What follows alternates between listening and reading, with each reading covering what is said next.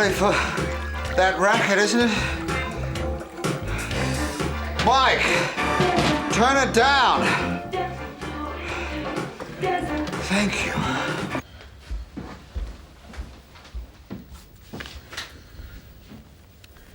Where is it?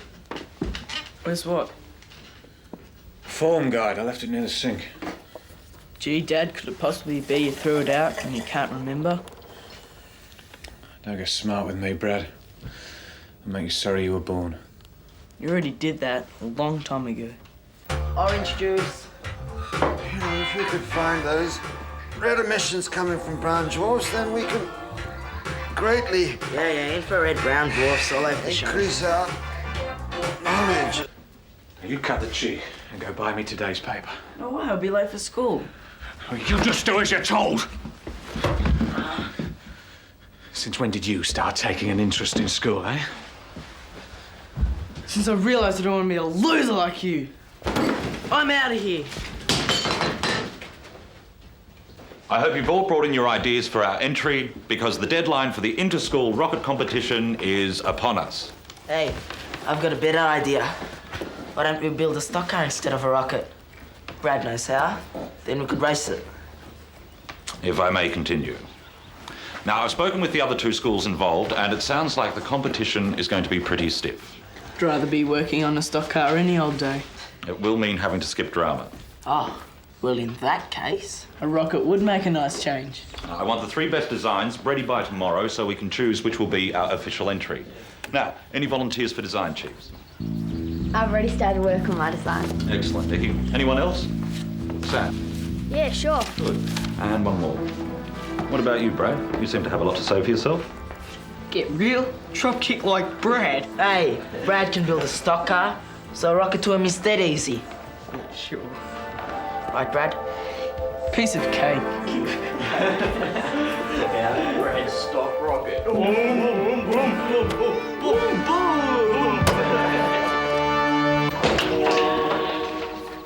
Hey! We can use this hubcap. An installation, drill some holes, and it could be the top part of a rocket. Hey, it's my old man stock car. Number 47. Whoa. You won those trophies. Then... Australian champion 1983? My dad wouldn't know a socket wrench from a soldering iron. And he reckons he's going to be an astronaut. For real? Yeah, he's going up in a space shuttle. God help him if he has to change a spark plug or something. 83. Is that him? Dad's home. Quick, you better go. I thought you said he was working night shift. See you tomorrow. Yeah, don't forget to bring our designs. Yes, just go, go.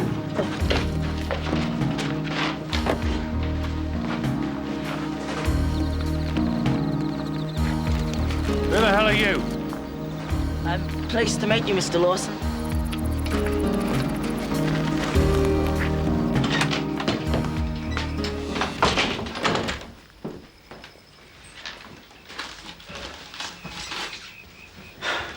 You know what time it is? No? Well, I'll tell you. It's after 10 o'clock. Now, what have you been doing? Where have you been? I've been over at Brad's. We're working on a rocket for school. So that makes it all right to be out so late, huh? Yeah, well, you're the one who's always telling me I should buckle up. Knuckle down. Whatever. You're the one who's always telling me to do it. No, the only thing I seem to be telling you is, where have you been? That's not telling me. It's asking me. Hey, I don't care what it is. You start listening to me. Now, you know what time you got to be home, huh? And if you're going to be late, the least you can do is to call me, huh? It's a good one coming from you. You didn't even think to tell me that you'd be going into space.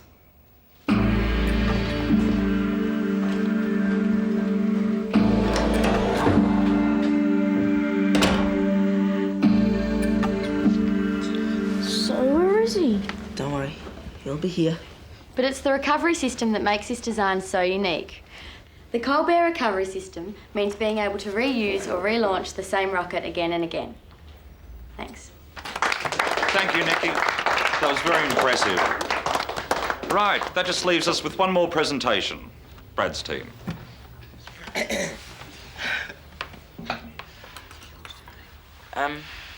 Well, the Lawson Masters twin carby rocket with the fuel injection is very unique. Since it saves... Get alive, Masters. Get alive. Excuse me, sir. If it's all right with you, Mike and I and the rest of the team would like you to come outside. Let's go. Let's go. Okay. Come on. Come on.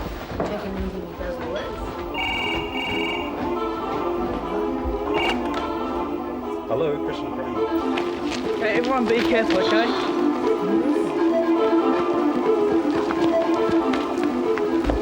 No one in the circle. How'd you do it? Good on you, Brad. This launch mechanism... Wait a minute. This was only supposed to be a design. That's not fair. This is the model of our rocket. And the model is a kind of design. Right, so everyone stand back. Right back. Does it work? Let's see.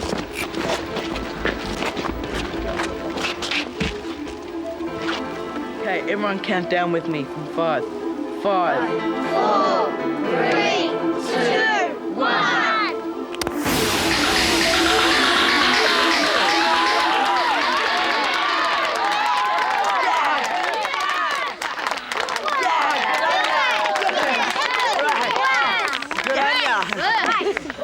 Do you realise how dangerous that was? We're lucky nobody was hurt. You just can't go launching rockets without taking serious safety precautions. Now, that was a stupid and irresponsible stunt, Brad. And take those glasses off when I'm speaking to you. No, I beg your pardon. I'm not taking them off.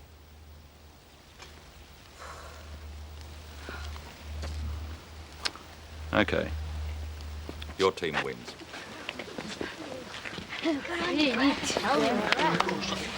Man, that was truly excellent. Told you our rocket would win. No, I meant the way you stood up to Mr. Kramer. Way to go. It was brilliant. What about if we incorporated the recovery system from my design with your actual rocket? I mean, we couldn't lose. Brad? That could work. Deal.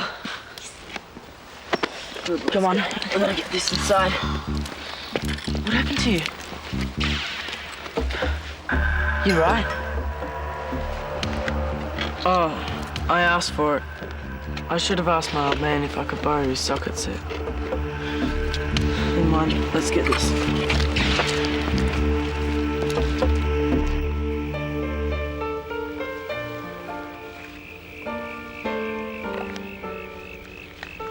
Has your dad ever hit you? Nah. What about you? Never. My dad's really sweet. Really sucks about Brad's eye. Yeah. Suppose we're lucky we only get yelled at. Do you have the time? Yeah. And I take it all your equipment is green at this time? Yes, that's correct. Well, I'm glad you're interested in shuttle repair procedures. I've got no choice. Nikki idolizes you and your work. Could we swap children? Mike doesn't listen to me. And I just end up yelling at him. Seems the only way I can get through to him these days. Of course, it still doesn't work. What we need to do is to sit them down and talk these things through calmly and sensibly. Can that be done? These are desperate times. Hi, Mum. Nikki, come here. Where have you been? And what is the meaning of sending Maggie home all by herself? Don't you realize she's 9 years old? Went for a walk with Mike. Why didn't you tell me? I was worried. Do I have to tell you everything? No. Not everything. Only the things that worry me. You want me to make you worry? Don't be clever. You know what I mean. You want me to be stupid? What has got into you? Why are you acting so childishly? Gee, I don't know. Could it be because you treat me like a child? And I will continue to treat you like a child until you show some signs of growing up. Now go to your room. This discussion is over. Fine by me.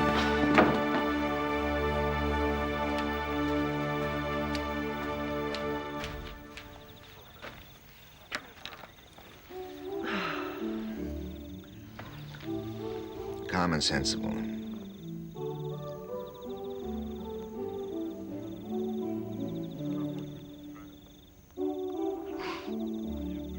Don't forget, 9 o'clock tomorrow morning at the quarry for the big launch. At the quarry, not at school.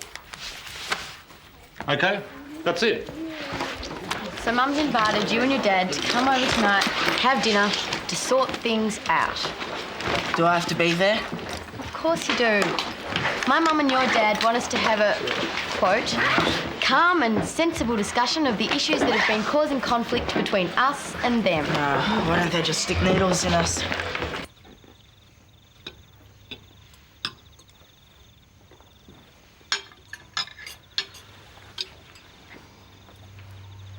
Well, who's going to go first? Mike?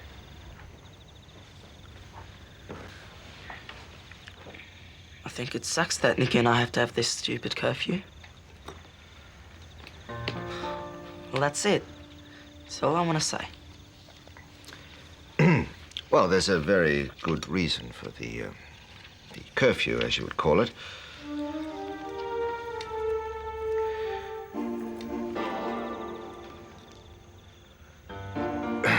With age comes wisdom. Have the courage to be wise. That's what Marie and I are trying to do. Why can't Mike and I be with each other if we want to be? You guys can do what you like. Why are these rules for us? This is not about rules, Nikki. This is about respect. All right, then. Why can't you respect the fact that I'm 13 now? Why can't you just trust me? And why is Maggie taking notes? It's a free country. We do trust you, but we expect certain things of you, just like you expect certain things of Tony and I. Like being a good parent. I know you're a good parent. Mike, do you share the same sentiment? Don't look at me. Said my bit. Sometimes I wonder if I'm a good parent. What do you mean by that? You and Maggie are the most important things in the world to me. And I always wanted us to be a strong family. But I never know where you are half the time. Maggie wanders in at all hours of the night when I think she's with you, and it really worries me. Family's not about people that just happen to live together. We have to look after each other. Look, how would you feel if you cooked a nice meal for Maggie and me and we never bothered to turn up and eat it? I absolutely agree with you, Marie. We don't even cook. We nuke frozen dinners. I don't think you would think much of me if I didn't bother to do your washing or if I just disappeared and you didn't know where I was. Look, we all live together and we owe each other the respect to communicate. Because if we don't, then we're not a family. Mum, I'm sorry. I just want you to trust me, that's all. I think curfew's probably fair for school nights anyway. Whose side are you on? Mike, I think the win or lose tradition of argument means little here. You should respect each other's feelings.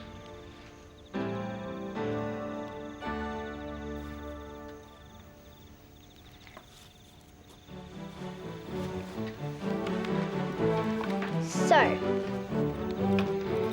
Mum and Tony respect the fact that Nikki and Mike have the right to be friends, and Nikki and Mike respect the curfew. And if we don't, then no one's a family. Oh, and Maggie also agrees to stop spying on Nikki and Mike. Bravo. Who is producer?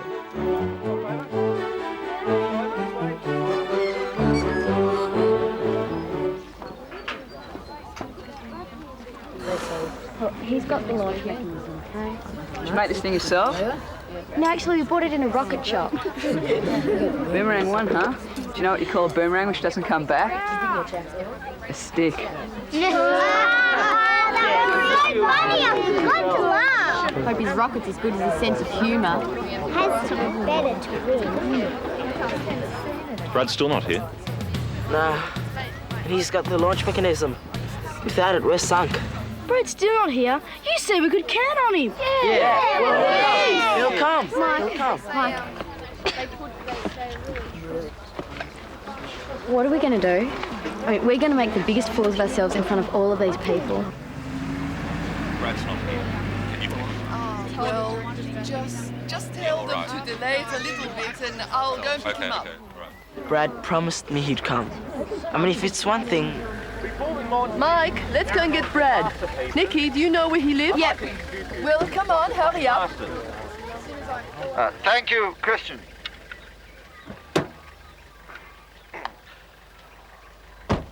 Well, these are a fine bunch of rockets you've made here, and I wish you the best in the competition.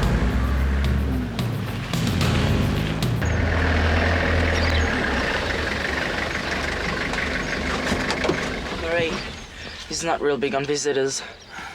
All right, but I'll wait here. Need you for what? A rocket? You really think you're even going to get it in the air? It's a piece of junk. Now you forget that rubbish and you clean up this mess before I clean you up. Brad? Who are you? They're my friends.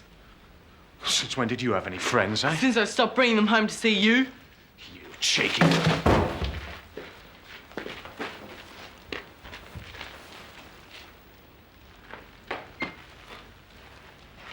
Sorry I messed up the launch. I had to pick him up from the cop shop again. We can still make it if we hurry. He's not going anywhere. Clear off! I'm going! Don't you dare leave this house. If I say you're not going, you're not going.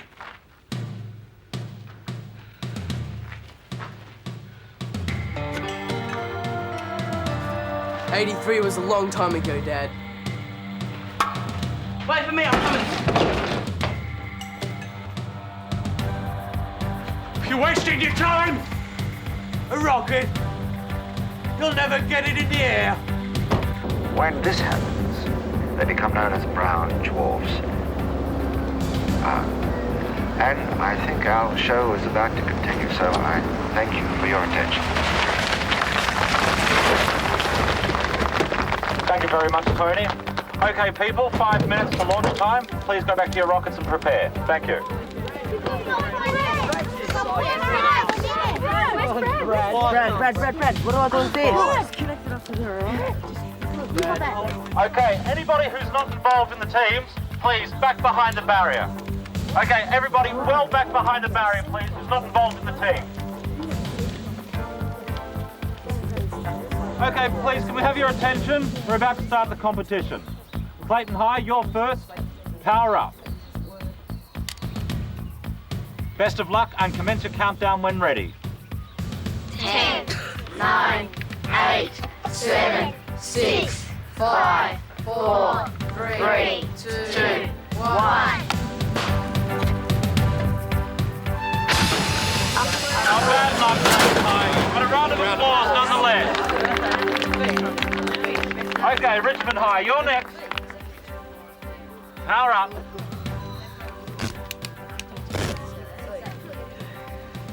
Best of luck and commence your countdown when ready. I hope it explodes. Yes, please. 10, 9, 8, 7, 6, 5, 4, 3, 2, 1.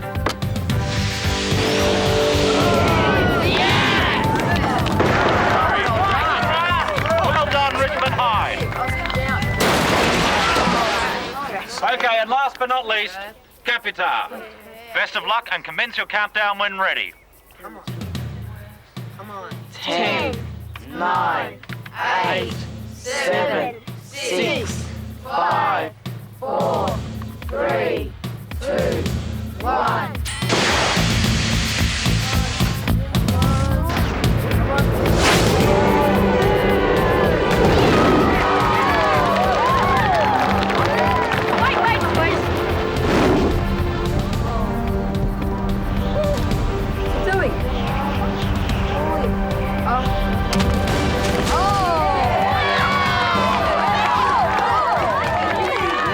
That's why it's called Boomerang